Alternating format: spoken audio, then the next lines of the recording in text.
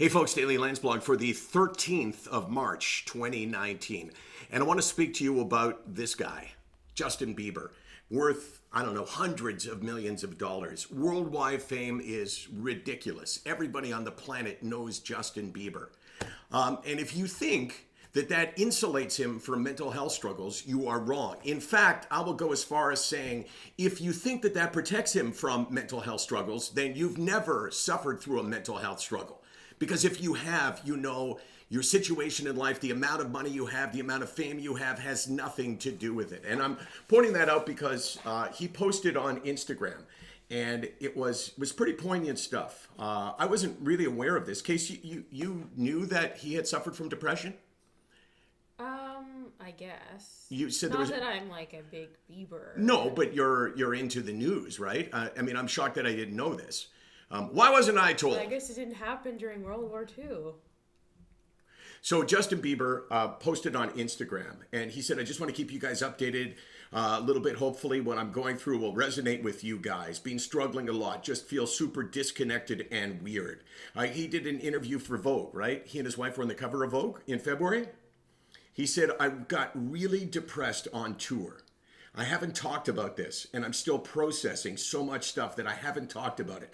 I was lonely. I needed some time.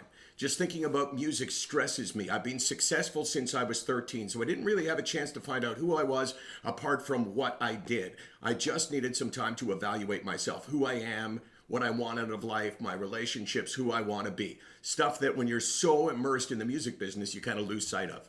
So I think that all kind of makes sense. Like if you never looked at Justin Bieber and said, wow, I wonder if part of his acting out relates to the fact that he never had a childhood, really.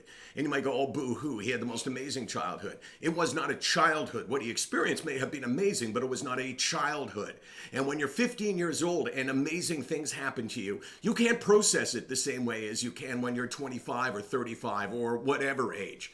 Now, we posted some of this on our Facebook page. And here's one of the responses we got. And this, to me, speaks volumes about the lack of understanding of mental illness. Now, half of this I agree with. Here, I'm going to read it to you. I guess he can dry his tears with $100 bills and then use them to get the best possible care. Second part of that, totally agree with. When you have money, you have access to care that people without money do not have. You can buy the best care if you're so inclined. And one of the problems that a guy like that would have is saying, okay, I need help. I need to immerse myself in this. I need to see a psychiatrist. I need medication, whatever it is.